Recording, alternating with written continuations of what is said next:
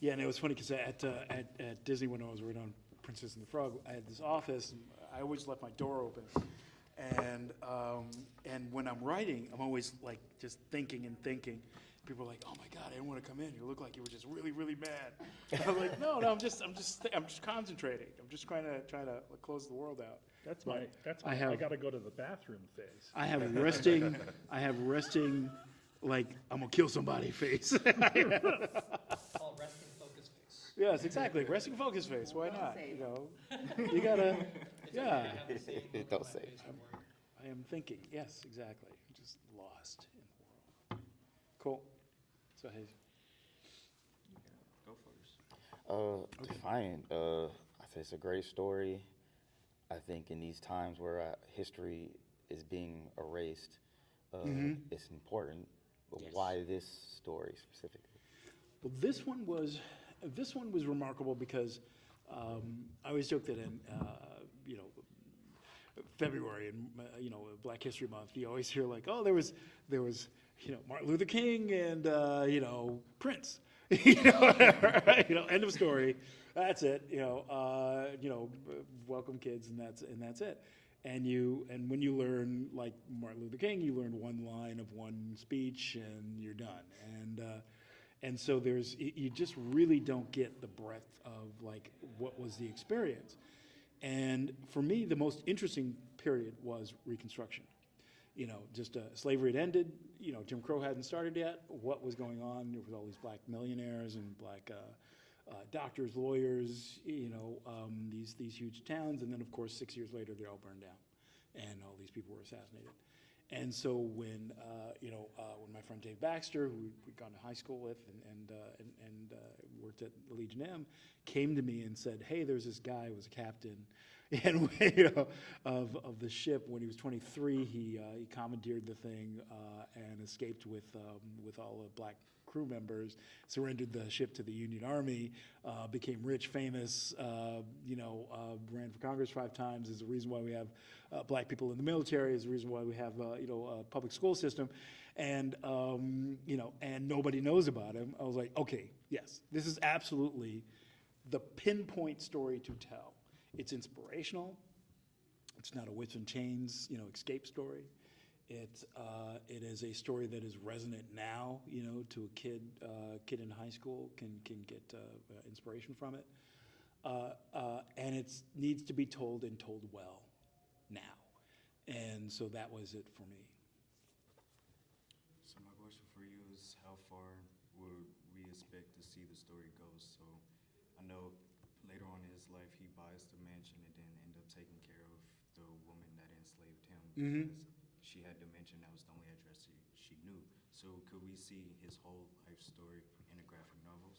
Well, that's the thing. Like if you, in issue 1, you say, a friend of mine called me and he says, "Oh, I see what you're doing." Because in issue 1, it says the date that the story starts in, and it's Robert Smalls as an older man telling the story to his grandson.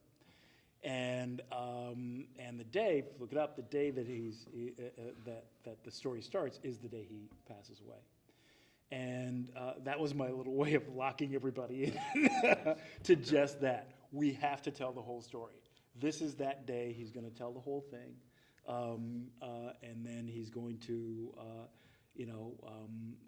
tell his family he loves him, and he's gonna go. But the second half of the story for me was the whole story.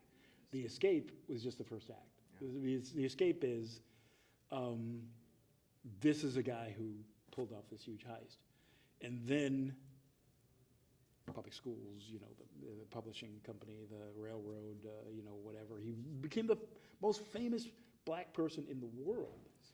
P.T. Barnum, who you know from the circuses, had him do speeches because he was such a great orator.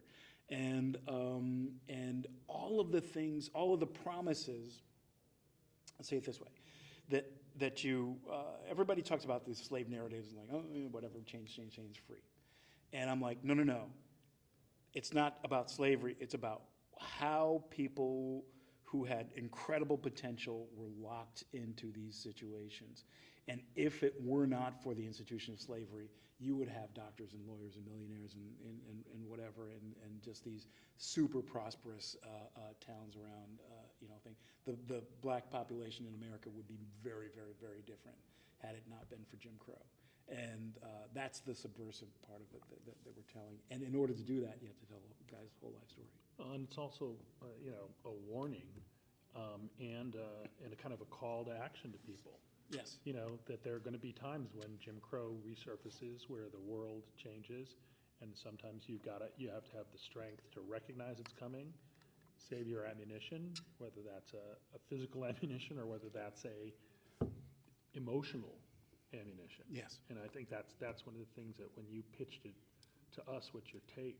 Yeah. It was just so moving because it's relevant to people today. Yeah, that a kid growing up today who says, I can't because of this, whatever, blah, blah, blah, whatever it is, a teenage boy who has potential, is saying, no, the world's against me, not going to do it. You take this book and you say, this dude was a slave. He was born, he wasn't even free. His family was owned by, his wife was owned by somebody, whatever. And he did whatever he could and lived an incredible life. Now tell me what you were going to tell me again. That's where the conversation should go. We should have those kind of heroes in our lives that we can look to. I mean, I'm always stunned at the amount of people who will tell me when they feel down, they'll sing the songs from Princess and the Frog. And they'll just go like, "Oh, I'm almost there," or whatever, Yeah. and it brings them inspiration. And this story should do the same thing. So, with this story, of course, being a small historic story, could we find any more smaller historic figures that stories haven't been fully released or fully known to other people? Could we see that being done in the future as well? Well, one of the most fun things about this is when I started looking for IP, I read everything. I just read all the histories of him, and there's some great ones out there. But nothing was doing what I wanted to do, was to tell the story of a guy trying to save his family. And so I started doing my own research. And so Dr. Maisha Eatman at Harvard started helping us out, and Michael Bulwer Moore, who's the great-great-grandson of Robert Smalls, he came over and he started helping us out. And I started doing, just looking into everything, and I'm inquisitive, so I started asking questions. And man, there are stories, It's like one question I asked was, who else was in Congress with him? And Maisha's eyes lit up, and she says, "Oh, I got two stories for you. One was a backyard preacher. This guy was just, he was charismatic. Everybody loved him. Illiterate, ran for Congress, won. The other was a kid who was fathered by a slave owner and looked so much like his slave owner father that everybody said, 'Dude, is that your son?' He's yours. He's got blue eyes and everything." And so the guy, the slave owner, sends his son away to England to grow up. He winds up in law school and becomes a prominent lawyer there. And then when slavery ends, he comes back to Charlotte, North Carolina, runs for Congress and wins. And so those two guys are sitting next to each other with Robert Smalls in Congress. I'm like, I have to tell those stories because that's full.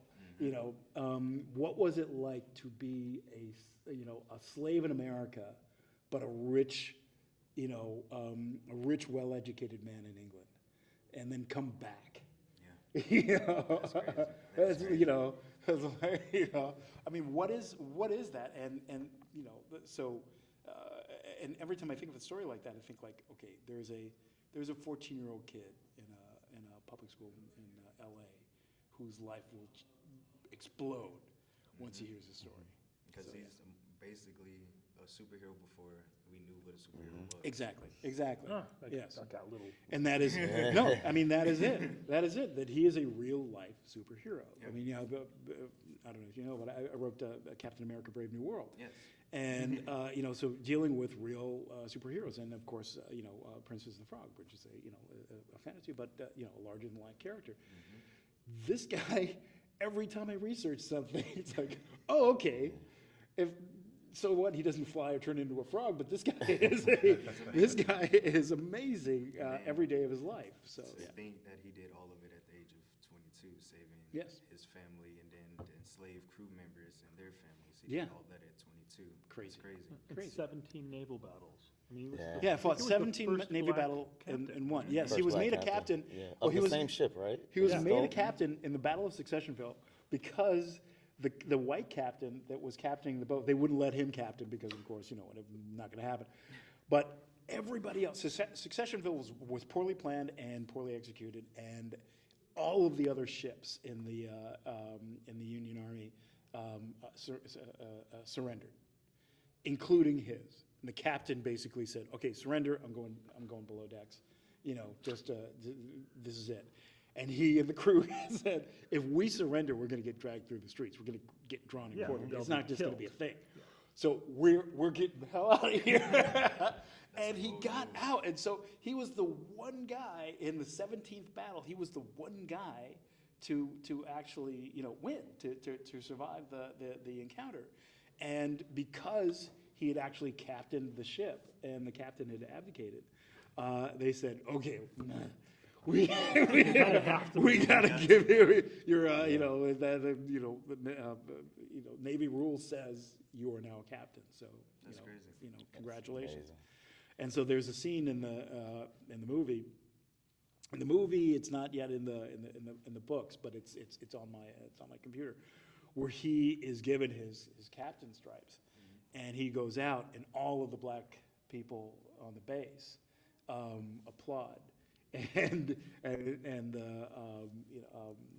DuPont, who is the captain of the base, he says, like, "What's going on?" He says, "I didn't just become captain; we all became captain today." Oh. You know, That's deep. yeah, right, yeah. That's, so why the choice of, in this instance, the medium graphic novel? Meet them where they live. You know, that if I wrote a book, you know, big dusty, dome, in this night of May 12, 1863, at 3 a.m. They'll in be the- asleep by I mean, chapter 1. oh, yeah, right, exactly. Nobody. I mean, either make a video game or make a comic book, you know. And so, yeah, you got to just meet people where they are. And so there's an excitement to it. It looks like a movie, so it helps us out in that way. Yeah, it's just I can't think of a better way, and especially because we're doing issues that lead up to a graphic novel. A kid can just slip it in his backpack and say, "Dude, here, oh man, you got to check this out." You know, issue 3 comes out next week, you know, whatever, and hopefully that's how the story gets around. Well, and already the education, Mhm. you know, community has jumped on this and Yeah. massive pre-orders. I mean, ultimately the goal is for people to learn about this guy. The movie is a way to do that. This is a way to do that. Also in a environment where studios are completely obsessed with IP because, you know, if it doesn't go well, they want to be able to blame something else other than themselves. Yeah. But the great thing about it is that in the course of this, you know, Rob is now a world authority on Robert Smalls, because nobody really was able to get to all these different angles. Again, he came at it from the sense of family, of somebody wanting to protect his family, and that's something that is universal and everybody understands, and that's what he's a master of, and that's why we wanted to work with him. I wanted to work with him. You know, it's weird because when you're friends with somebody, it's like, should I work with them? Am I not going to be Yeah, friends right. anymore? Yeah, I understand. But that hasn't happened because everybody's got that sort of the same vision.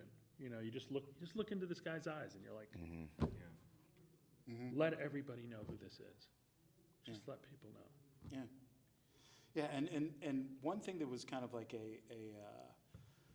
worked well for me was that because I'm not really a historian, I'm a storyteller. And one thing that I was finding with all the other books is that they were limited by the fact that, nobody, Robert Smalls was illiterate for most of his life. When he was free, he actually had two tutors to teach him how to, to read. That's why he wanted the education, free education in America. But he didn't write his own journals or anything like that. So we don't, what didn't hit the newspapers, we don't know. So there's a chronology of newspaper stories. There's census data. There's some data about the shows and all that stuff.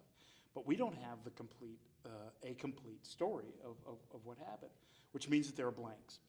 And as a historian, I would just have to say, okay, well, we don't know.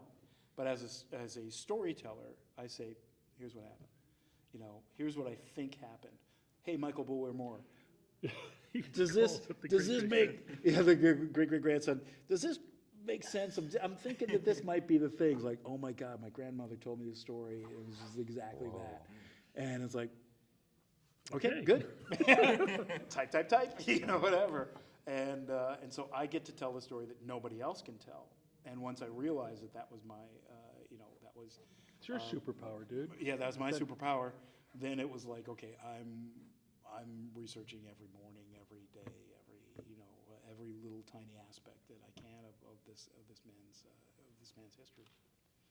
My other question is, so you've been working on many projects like Treasure Planet was your first. Yeah, Treasure Planet. Of course, like you said, My first movie.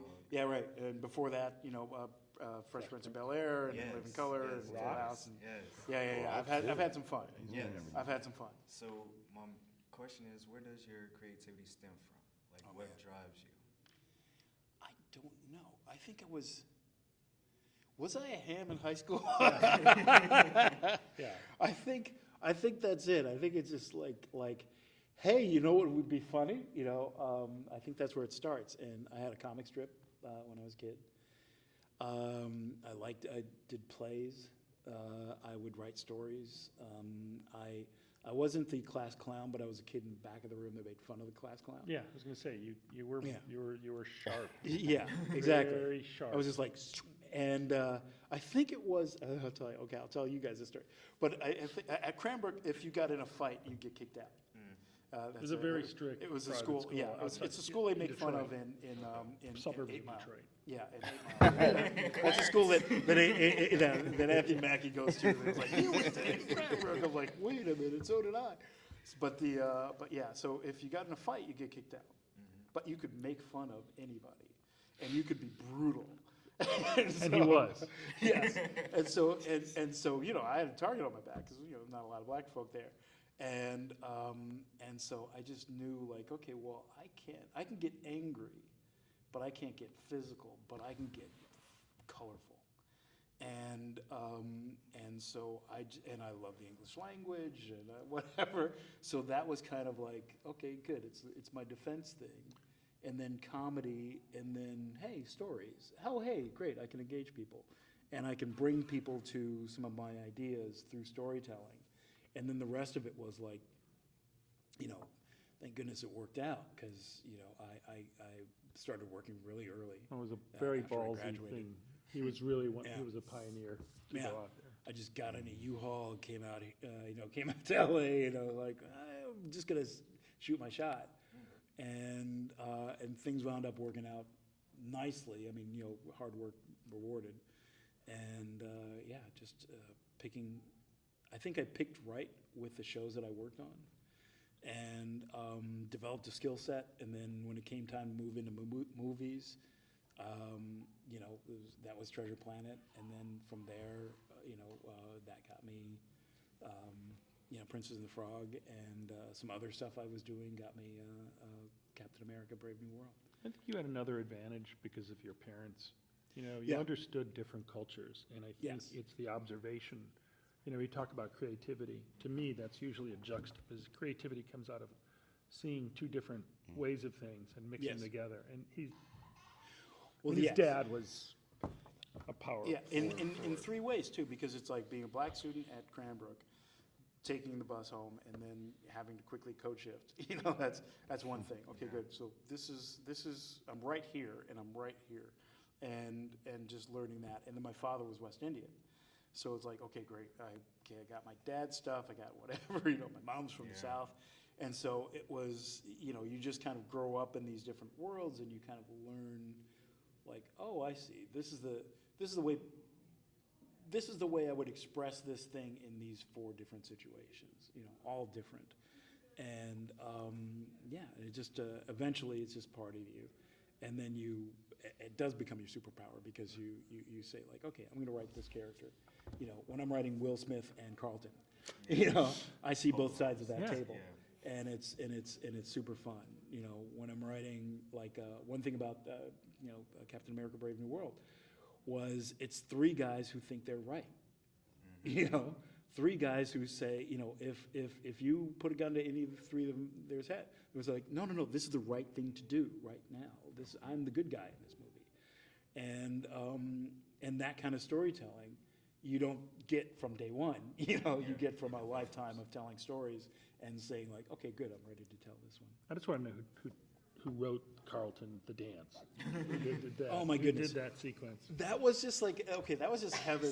That just came down from heaven because it was like, 'Cause that changed the world, just yes. so you know. And I think it was like Carlton, we wanted Will to walk in and catch Carlton doing something silly. And so, like, every so often we had him with a glee club singing, or we would have him do his stuff. And then we said, like, I picked up a lot of Well, what Cranbrook if from he- Carlton. But oh, yeah, well, there is. The Bel-Air prep is 1-for-1, is Cranbrook. Down to the. I brought from my high school. I took a bunch of pictures of the school, and I took them down to the set design department, and they said, "Got it," and they copied 1-for-1 my high school to that situation, and so we were looking for something to, what could he do? And I think we just wrote, Carlton does a joyful dance. so it's as simple as a joyful And, dance. and I think somebody said, it's not unusual, but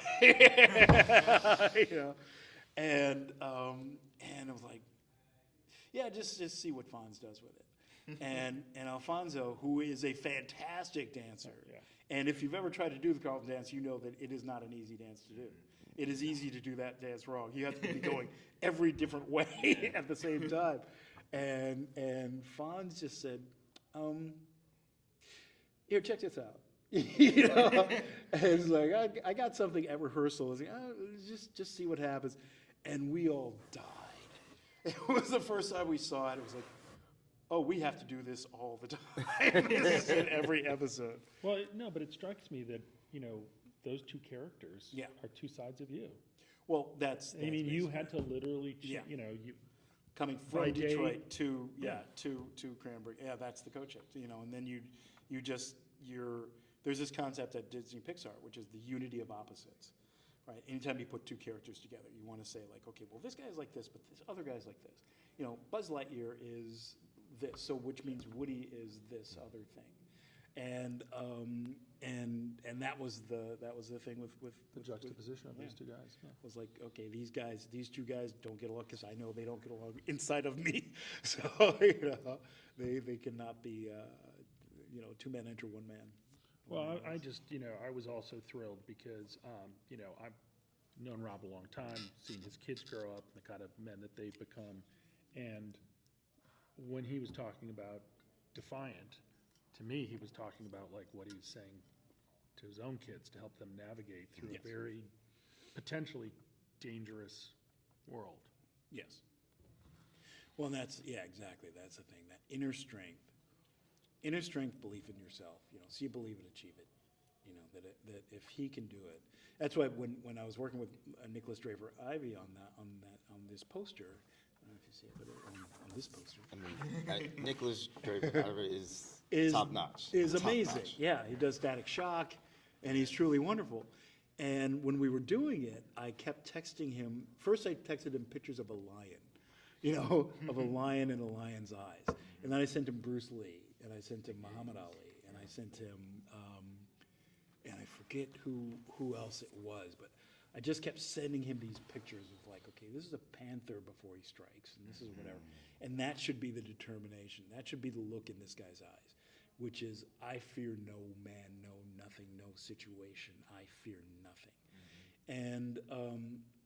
And that you should look at that and say like, okay, what would Robert Smalls do? You know, and this is a Robert Smalls moment. Okay, I'm waking up and I'm like, I'm not feeling it. I got to get my inner Robert Smalls going, and take on the day. You know, and that's what I'm hoping everybody gets out of it. Well, and I love the imagery of the printing press because it represents knowledge, and Knowledge, education. smarts, yes, and then hard work with the railroad, and then family. You know, family over here, hard work, knowledge, and that's yeah, and then of course the planter in the middle, but the you know, freedom, you know, the ability to do these things. Yeah, and that's what it's. Hopefully, that's what everybody takes from it. You know, we still want to. You know, we're heading towards doing the movie. We're inches away from. We were hoping to make some announcements at this convention, but we are inches away from getting the movie. San Diego's around the corner. San Diego's around the corner. Stay tuned. Yeah, yeah. But what's interesting also that because you come from animation, because you come from a visual vocabulary, you're like the director, you know, of at least certainly of this process, and that is so clear and evident. And you know, sometimes the art of writing and the actual creation are separate, and when you have something that's integrated, it just feels organic. It feels real. You look at his eyes and you go, okay, I'm along on this story. Yeah. So my question for you is, not just with this project, but any other project you worked on, Princess and the Frog, Captain America: Brave New World, the characters are not just relatable for any black child, or is relatable for any characters, for any person of any race. How do you find that balance? Like, how do you make it not just for specifically any group that's viewing your movie? How you make it balanced for everybody to be like, that could be me. Yes, exactly. Well, another project I have coming out on April 11th is King of Kings, right? Story of Jesus. Yeah. You know, another low pressure. I mean, that's Like, oh, nobody's gonna hate that. It's like, this is wonderful. But yeah, the same kind of thing. Like, how can you tell that story for a skeptical audience? You know, that then Princess and the Frog. When we first started Princess and the Frog, I was my bad habit of scouring the internet and seeing what people were thinking about it, and somebody had written in one of the things, why is Disney doing this? You know, this is a terrible thing. You know, I'm 32, and I don't need no man, and I'm you know, I'm making my own fairy tales, and screw them. And I printed it and I put it on the wall, and I said, we're making this movie for that person. I said, in fact, this character should be that person at the beginning of the movie. And, you know, that you don't want to preach to the converted. You want to bring somebody from one point to another. And so people walk up to me now and they'll say, you know, did you write Princess and the Frog? I'm like, yes. And they'll burst into tears, you know, because you've taken them on that journey. And so this, you know, I would love for you know, some kid who doesn't care much about black folk at all, you know, to sit down, to just watch the first couple of minutes of it and go like, I don't know, and then get into it, you know, get into it on a human standpoint. And if that kid gets inspiration from it, or if a little girl winds up thinking like, I want to be, you know, just like Robert Smalls, you know, that's what you want. You know, Martin Luther King is not just for black folk. I want cosplay. You know, yeah, right, exactly. Just about you know? to say. Yeah, you know, the people should be cosplaying. In fact, we had to make sure that we make it cosplayable because I think it's the fro helps us. Yeah. And the beard helps us, and then the military suit, you know, and hopefully we'll see those. How do you handle online critique? Like, how do you internalize it? Does it motivate you? I'm the worst. Well, I'll tell you. Everybody says don't look. You can't not. you know, I'll sit there on Rotten Tomatoes and just click away, and like refresh, like, oh, here's another negative one. And I always have to read everything just because I want to know. You know, I don't think there's any virtue in ignoring criticism. I think you have to just take it, you know, full blast. 10 seconds later, I'm done. You know, I'm like, okay. You know, it's like if you make a mistake, if you're playing tennis and you miss the ball, you know, you get angry, maybe you break your tennis racket, but then you get ready for the next thing. And that's it. You can't let it debilitate you. You have to just move on. So I take it. I listen to everybody. I memorize everything, every bad review. And then when it's over, it's over. And, you know, move on, become stronger. And so some of the critique is just hate, and some Just of hate. it is actual like critique. This is what I Yeah. thought. Like, do you Some of distinguish it the is, two? yeah, some of it is like, why is there a black princess? Why is Captain America black? Why is whatever? Blah, blah, blah. That's not criticism. That doesn't help anybody. But every so often there is, well, there was a section of blah, blah, blah, blah. I'm like, you're right. You know, next time I write one, I'll think about that, or it's too fast or it's too slow. Those kind of things work. Yeah, you just have to kind of take what it is. But some people are just, Yeah, but I they're mean, just in bad moods. but these are also big machines, and, you know, the Yeah. writers come in and change things, and, Oh yeah. you know, and change things back. I mean, you know, there's many iterations, so it's kind of unfair in a way to really go at it. And also, then you plug in, you know, the acting and the directing. Yeah. It's this Yeah. whole thing. So Yeah, how do you it's a- pull out the piece? It's that, a massive collaboration. Sometimes things just happen because, you know, because they happen. You know, because there was something happened on the set, and that's the way it went. It felt good in the moment, and you just go. There's no such thing as a perfect movie. There's no such thing as a perfect comic book or a perfect anything. You know, you're striving for perfection, but you're never going to achieve it. But anyway, it has been a joy talking to you guys. Thank you. Please keep in touch. Yeah, let me know when you guys post. Can I ask And, one last question? Oh, sure. Go for it. As someone, I'm producing an anime right now, and you have Not easy. sneaks. Yes. Not easy at all. It's been years in the making. Yeah. Sneaks coming out. Yes. The cast is crazy. Cast is crazy. Yes. How did you manage to pull that off? If you build it, they will come. You know, it's the right. You know, fortunately, I have a good rep, and I write well. I write full characters. So if you just sit down and I write for the read, you know, that's another trick of the trade. That if you are an actor and somebody says, "Oh yeah, take a look at this. There's a part for you," you're going to read the first line and probably make up your mind at that point. You know, it's first impression. So if you read that first line and it's "Hi, Mom," not so great. But if you read it and it's like, "Today is the day for whatever," you know, and there is something there that is funny or that, you know, blasts off the page. You know, you look at the intro of Ray in Princess and the Frog, or the intro of Lewis. You know, those are parts you want to play because right off the bat, bam, they just blast off. They take over the movie. That's what you want. So yeah, that's the key to it for me. You've seen the casting on King of Kings, right? Yes. Holy cow! Yes. Holy cow! Stacked. You know, same. You know, same. And you know, the Bible helps you, but the characters, the way you write it, is what takes you over the top. Yeah. Good luck. Looking forward to it. Thank you.